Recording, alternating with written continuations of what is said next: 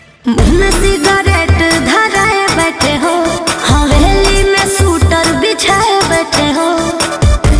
ए रोही जी बोल बोल। जवानी पे तुम नजर गड़ाए बैठे हो, संदूक पे बंदूक भिड़ाए बैठे हो। मर्डर करबई तो की कतिली कमर। अच्छा मर्डर करबई तो हाँ जहरीली फिगर। जी